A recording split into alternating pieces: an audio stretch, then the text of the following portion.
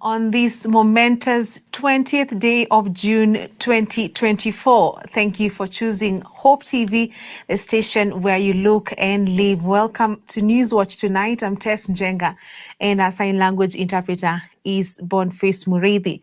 Let's take a look at the day's events. Now, despite heavy opposition and protests of the Finance Bill 2024 from the public and the opposition, lawmakers have passed the bill through to its second reading. After a two-day debate, 204 of them voted to pass the bill, while 115 voted no. This means that the bill has passed the second stage and enters the third stage where, if it is passed, it will be submitted to President William Ruto to assent into law. National Assembly Speaker Moses Wetangula has said that members of Parliament will meet again on the 25th of June to continue the debate and make clause-by-clause amendments to the controversial bill before it is voted for the last time on Thursday, the 27th of June. Honourable members, the results of the division on second reading of the Finance Bill 2024 is as follows. Ayes 204, nays 115, abstentions nil. So the ayes have it. Order. I now order for the bill to be read the second time. Order. Order, the House. The House is in session. Order. A bill for an act of Parliament to amend the law relating to various taxes and duties and for matters incidental thereto. Honourable members, the matter of the Finance Bill is now over. You wait for the Committee of the Whole. Those who have amendments to file, you know the deadline was 1 o'clock. The clerk and his team will process those amendments. And as you are told, the House will sit on Tuesday morning when we'll proceed on the same matter. The parliamentary debate on the Finance Bill 2024 and the report by the Finance and Planning Committee was tabled this afternoon for its second reading today ahead of the voting to pass the bill into law. The Kenya Kwanza members of parliament continued to disagree with the opposition on their views regarding the bill, as members of the opposition commended the ongoing demonstrations, while the Kenya Kwanza members of parliament warned that a failure to pass the finance bill would result in a substantial revenue shortfall, as per the recent report from the Treasury. Amidst the ongoing street protest across the nation in opposition to the Finance Bill 2024, members of Parliament embarked on debating the second reading of the Finance Bill 2024 ahead of the afternoon voting session. The Kenya Kwanza legislators were keen on highlighting what they deemed as catastrophic economic setbacks that would be faced by the country if the MPs were to decide to shelve the bill. Speaking on a budgetary perspective, the chairperson of the Budget Committee, Ndindi Nyoro, warned that if MPs failed to pass the bills, various sectors such as the education, defense, and constituency development sectors will face huge budget cuts, as per a report released by the Treasury Cabinet Secretary, Njuguna Ndung'u. From our side, we believe those who lost their livestock deserve to be compensated. Those who will vote against 1 billion that is going to livestock restocking will explain to our pastoralist, Honorable Speaker. Honorable Speaker, also, the monies proposed for reduction for school feeding program is 1.8 billion. On our side, we believe the 1.8 billion is needed to feed the children of this country as they go to our schools, Honorable Speaker. Honorable Speaker, the political parties, we can all agree in unison. We are proposing a cut of 900 million. I know that is not contentious. We can agree to cut it this afternoon, Honorable Speaker, because we are also prepared for it. Honorable Speaker, there is a proposed cut of 5.5 billion shillings for cash transfer. Our parents who registered last year deserve to get their cash transfer. The report proposes budget cuts of 7.7 billion for the defense sector and 50 million budget cut for each constituency, effective from the month of July. The employment of 46,000 junior secondary teachers is also set to be cancelled, while the ongoing constituency projects will suffer 800 million budget cut. Something must give in. If we reduce taxes that are proposed to be the revenue-raising measures to finance the budget that we have adopted, then we must find a way of either reducing expenditure, the expenditure side, because if you don't do so, what you will do is increase the fiscal deficit. It is this House, Honorable Speaker, and I was hoping the Honorable Njuguna Ndung'u had pointed to it, and I see he hadn't, that we passed a debt ceiling in this House. We cannot go beyond that which we have passed in this House. The National Treasury cannot borrow beyond a certain point. The opposition has meanwhile condemned the arrest and harassment of demonstrators that has seen over 400 demonstrators arrested since Tuesday, despite conducting peaceful protests. They, however, urged Kenyans to continue expressing their disapproval in the Finance Bill 2024. They also voiced their disagreement with the Kenya Kwanza government's stance, stating that the Treasury Cabinet Secretary is not elected by Kenyans and hence cannot direct their decisions. Minority Leader Opiyo Wandayi dismissed the proposed budget cuts that will be made if the finance bill does not pass, saying that a supplementary budget is the better solution and not budget cuts. Around Parliament and in the CBD, very, very peaceful demonstrations by very, very young children who are unarmed throughout the demonstrations. In fact, the police who provoked them and eventually arrested very many of them who are innocent, took them to police stations, they spent the night there, and they were released unconditionally on free bond, Honorable Speaker. So what is it that is occasioning this overzealous approach by the police? Can the speakers direct the Inspector General of Police to withdraw the police officers who have made this parliament to be like a military installation, Honorable Speaker?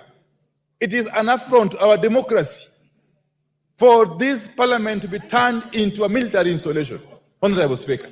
First and foremost, the Cabinet Secretary is treading on very slippery grounds and indeed dangerous grounds. First, by purporting to direct the House on what it's supposed to do in its legislative role. Two, is also anticipating debate, because as far as I'm aware, we are still at the stage of debating this bill. It is not up to the duty of anybody out there to start anticipating how the bill will go. Hope TV Newswatch, my name is Ian Githuku.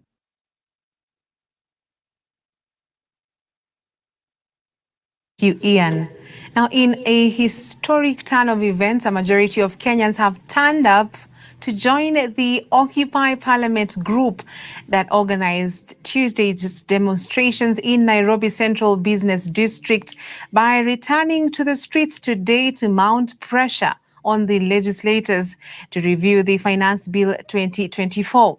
Different lobby groups, however, hit back at police officers for use of excessive force, which led to a breakout of chaos. Our news reporter Sami Adika has been on the protesters' trail for the third day today and now brings us this report. For the third day in a row,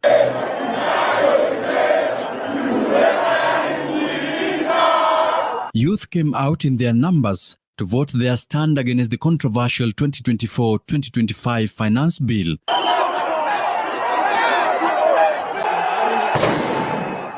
In running battles with police officers across various streets in the Nairobi Central Business District, hundreds of protesters pleaded with the police officers not to use excessive force as they were exercising their constitutional right to peacefully demonstrate. Our right, you are to facilitate us to protest peacefully. That's the only involvement of a police officer in a peaceful protest is protected under the Constitution. The Law Society of Kenya President Faith Odhiambo has condemned the police for preventing the protesters from airing their grievances peacefully.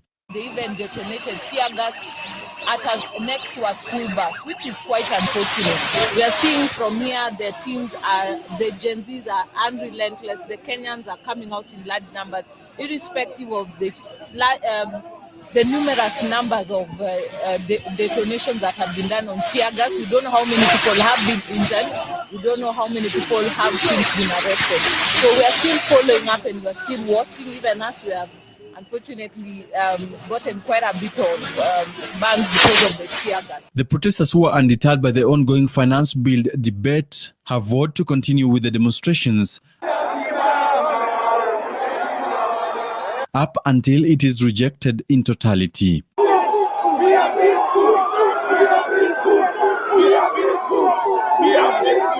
As the ongoing demonstrations continue gaining momentum, especially amongst the youth in different counties in the country, the question that begs, is this the birth of a new revolution in Kenya's political and leadership landscape? For Newswatch, I'm Sami Adika. Thank you, Sami Adika, for that detailed report. Now, on the same breath, the youth in Bungoma County joined other youth in the country in protests to pressure members of parliament to reject the Financial Bill 2024, saying it aimed at oppressing the ordinary citizen. Other towns, including Kakamega, Nakuru, Mombasa, and the capital city of Nairobi, have also witnessed young people in large numbers participating in the protests. The young women have decried the imposition of taxes on sanitary towels, saying there are many who cannot afford the products with the tax imposed. So sisi wa Bungoma tuko hapa hivi, vijana wa Bungoma. Hii ni indication ya kwamba si Nairobi peke yake, pia Bungoma tumekataa hiyo finance bill. Tumechoka kabisa. And we are calling upon our MP Makali, tafadhali reject your finance bill. Wamama wote vijana, we are calling you upon to come and support us in this rejection of the finance bill. Kitu ingine ni hivi, tumeona kama uchumi umeenda juu sana. Tumeambia sana kama wananchi wa Kenya, swali wa Bungoma. So hii finance bill enda kumbia zaidi. So si kama watu wa Bungoma tumekataa. Bungoma Gen Z, Bungoma millennials, tuko hapa kuandamana kwa sababu ya the finance bill 2024. Tumechoka, cancer treatment cannot be taxed. Sisi tunapenda kupelekwa kala. Acha kitu cha kuumiza, most of the people hawajui kuhusu finance bill. Watu wa nyumbani, amkeni, kuna kitu inaitwa finance bill 2024. Mnajua wanaenda kuchukua mashamba. Hii mambo ya title deed is going to be cancelled, is going to be leasehold. Shamba yote inaenda kwa serikali. Bungoma we have the highest mambo na teenage pregnancy. Hii inatokea kwa sababu ya mambo na period poverty. Wanaenda ku tax funds as it is. Wasichana wetu wanaumia. Sisi tulipigia rais kura na tangu akuja Bungoma, tangu tumpigie kura, tuja benefit na uongozi yake. Sisi kama wanabodaboda wa Bungoma tumechoka. Mambo ya ugora za hatutaki. Kenya is at the center of international attention as the youthful generation, popularly known as Gen Z, spearheads massive protests against the Finance Bill 2024. With an unprecedented level of organization and online activism, the youth are demanding the complete repeal of the bill and not just amendments to the proposals.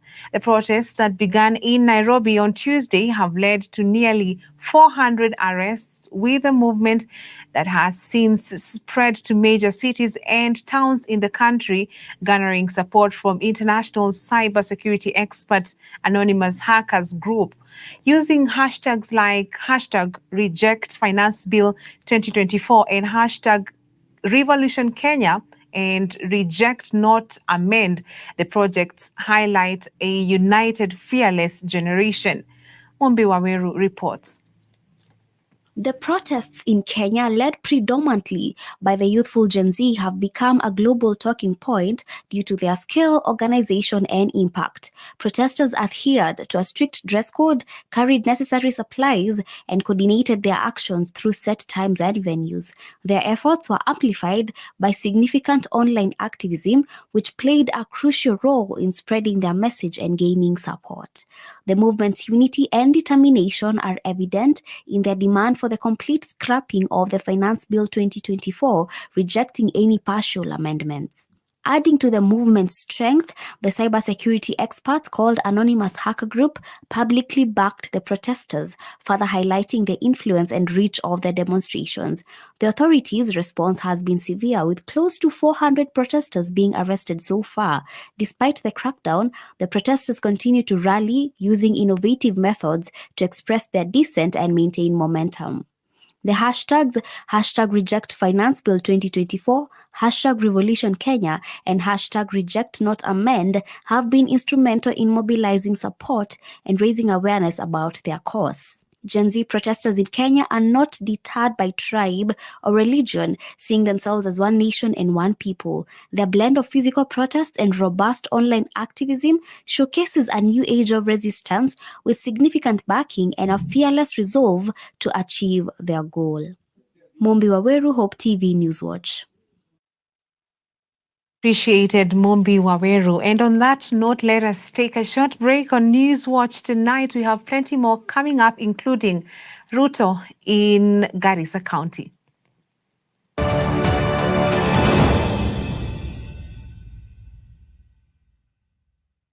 Hope TV is where you look and live, with an excellent selection of the best Christian programming consisting of local and international content, of inspirational stories, talk shows, Bible commentary, youth, health shows, children entertainment, contemporary gospel music, extended times of worship, live broadcast, news, movies, drama, Christian ministry programs, and so much more. Hope TV is another quality service from Christ is the Answer Ministries, with over 45% of authentic and credible local content every week. Hope TV is a sister station to Hope FM, Kenya's leading Christian radio station, with footprints across the country. Tune in to Hope TV, where you look and live.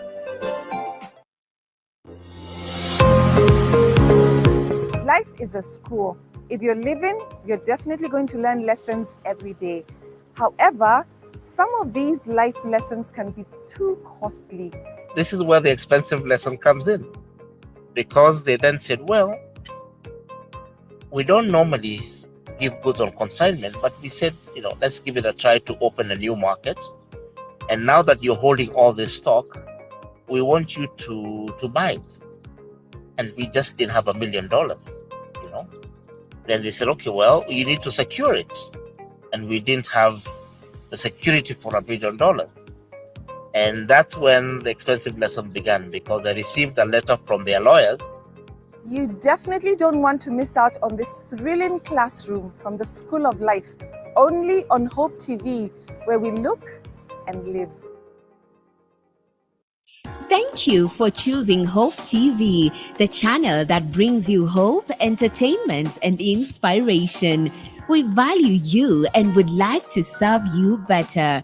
Talk to us by scanning this QR code on your screen, or go to our social media page at Hope TV Kenya and click on the survey link by the name Hope TV Survey. It will just take a few minutes but means the world to us. We value your feedback. Hope TV, look and live.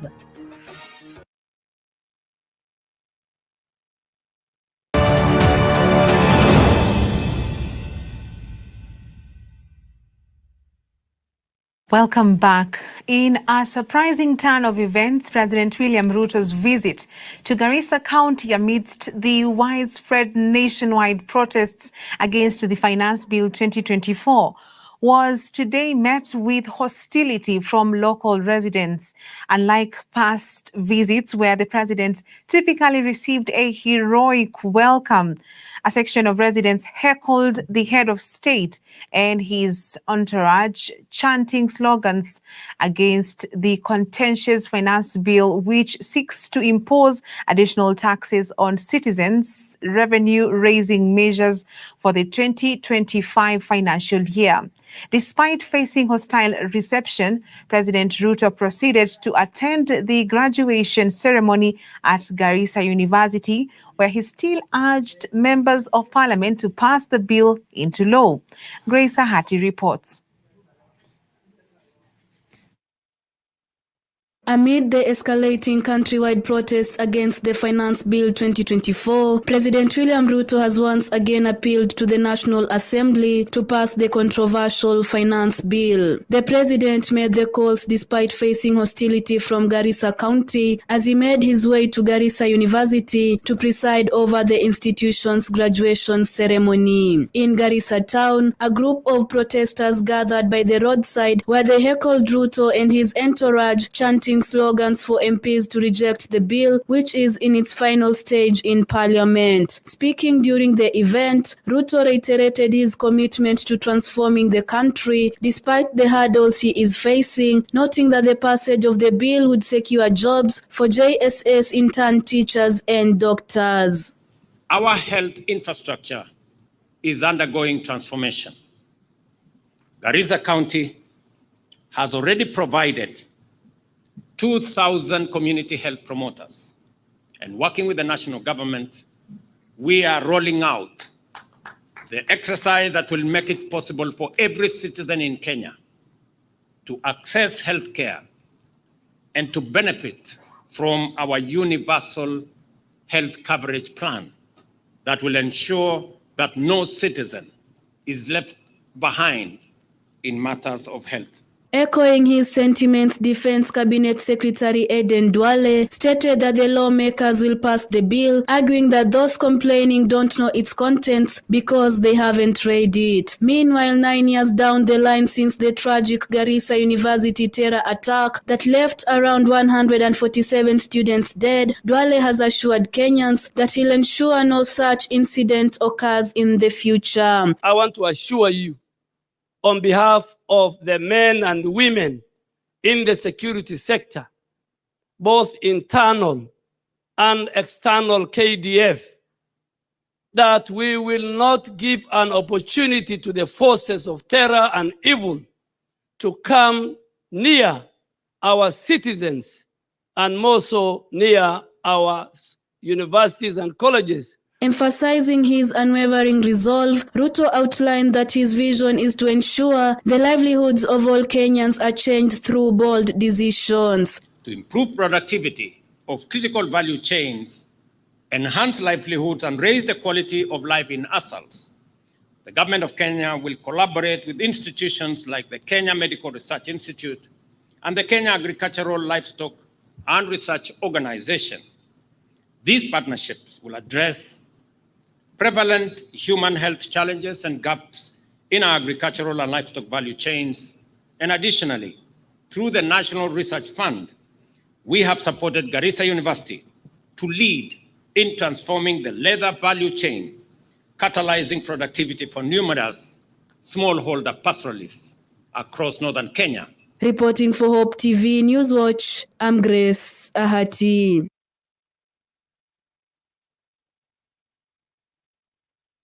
Grace Ahati for that report. Deputy President Rigathi Gachagua has assured the diaspora community that the government is keen in addressing trade and other diplomatic issues to make their life more comfortable while working abroad. Speaking today when he hosted the leadership of the Kenya Diaspora Association in South Africa for a working lunch in Johannesburg, the deputy president urged Kenyans residing in South Africa to take the lead in promoting Kenyan-made products in the country. The leaders have highlighted various issues of concern and urged the deputy president to take them up for address. The deputy president, who traveled to South Africa to represent President William Ruto in the inauguration of President Cyril Ramaphosa for his second term, is expected to arrive in Nairobi tonight. I would like you to really think about how we can market our coffee and tea here. Because we've got good coffee. Yeah? You guys, as business people here, think how you can import the beans and then you can roast them here and package them here. It's something that we can always work together. On the issue of the border warehouse, further to the discussion that you had with the CS Moses Kuria, I'm going to do some follow-up with the CS Rebecca Miano to find out what happened. And I think this is something that is very desirable because people want to buy in bulk. So if we can get a border warehouse where Kenyans of all walks of life can bring their goods, I think you guys who are here can market our product. And we have got good products. Kenyan coffee, Kenyan tea, Kenyan avocado, our macadamia. You know, we have good products. The Ethics and Anti-Corruption Commission, EACC, has recovered and reverted to the government a 2.5-acre piece of land valued at 110 million shillings that some 12 private individuals had grabbed. According to the EACC, the land had been reserved for the Nyahururu bus park and had been irregularly, illegally and unlawfully alienated to favor private individuals. Addressing the press from the site of the recovered property in Nyahururu on Thursday, EACC spokesperson Eric Ngumbi said that the commission, through its central regional office in Nyeri, had launched investigations upon receipt of a complaint from Mitumba traders in Nyahururu town in 2022. Today, the Ethics and Anti-Corruption Commission, EACC, has visited Nyahururu town. In particular, we are on this site that constitutes property that the Commission has recovered from grabbers. The EACC, in exercise of its mandate in the fight against corruption, has recovered public property in Nyahururu town, and that is property that is measuring about 2.5 acres, cumulatively valued at around 110 million Kenya shillings. The land that the commission has recovered here, and that is the land that you see from the other end, all the way from the trees that you see behind us, is land that had been set aside by the government for the purposes of extension of the Nyahururu bus park that is adjacent here. Tuko hapa kwa siku ya leo tukiwa na watu wa Ethics and Anti-Corruption, tukiwarudishia shukrani kubwa sana kwa kuturudishia hili shamba ambalo lilikuwa limenyakuliwa na land grabbers, na venye tulianza kesi tulipata tulishukua hii kesi na tukawapelekea, na venye tuliwapelekea tumeona hili shamba wamelirudisha na tumewarudishia shukrani sana. Ile kitu naweza ambia Wakenya wowote pahali walipo ni kukosa uoga na kupata kuripoti mali yote ya umma ambayo imenyakuliwa na land grabbers, ili mali ya public ikae ikiwa ya public. And across our borders, Chad's President Mahamat Dabi has ordered investigations on an explosion that killed 9 and injured more than 40 at a military ammunition depot in the capital late Tuesday at the depot in Jamena. While visiting the site, the president thanked emergency responders, saying it could have been worse. President Mahamat said the fire caused human and material damage rather, and an investigation would be conducted.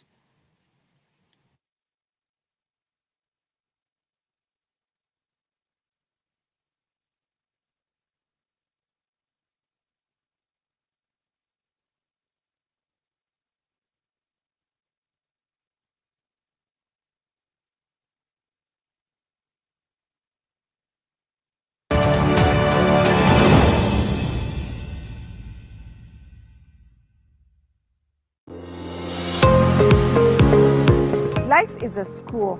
If you're living, you're definitely going to learn lessons every day. However, some of these life lessons can be too costly. This is where the expensive lesson comes in, because they then said, well, we don't normally give goods on consignment, but we said, let's give it a try to open a new market. And now that you're holding all this stock, we want you to buy it. And we just didn't have $1 million, Then they said, okay, well, you need to secure it. And we didn't have the security for $1 million. And that's when the expensive lesson began, because they received a letter from their lawyers. You definitely don't want to miss out on this thrilling classroom from the School of Life, only on Hope TV, where we look and live.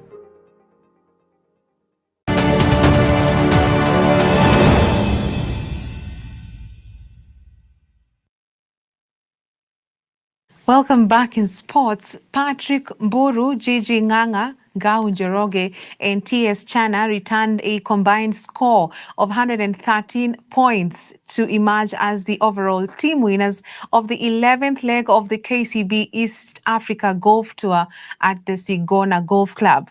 The team will join other teams from Nairobi, Mombasa, Kakamega, Nandi, Nyeri, Uasin Gishu, Kericho, Nakuru, Kiambu, and Burundi, who have already booked their slots in the tour's grand finale slated for December 6th this year. The 24-leg amateur series is set to traverse 20 counties in Kenya and 4 countries in the East African region. Additionally, the series will headline 3,000 participants and 1,500 juniors through the golf clinics that run concurrently with the tour, underscoring the bank's commitment to expand the game.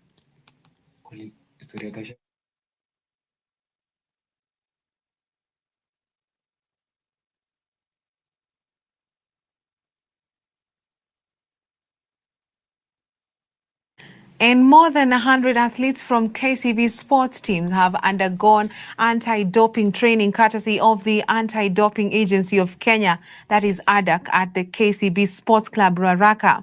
The athletes drawn from the different disciplines of rugby, football, chess and volleyball were taken through the 2024 World Anti-Doping Agency, WADA, prohibited substances in a bid to strengthen clean sports in the country.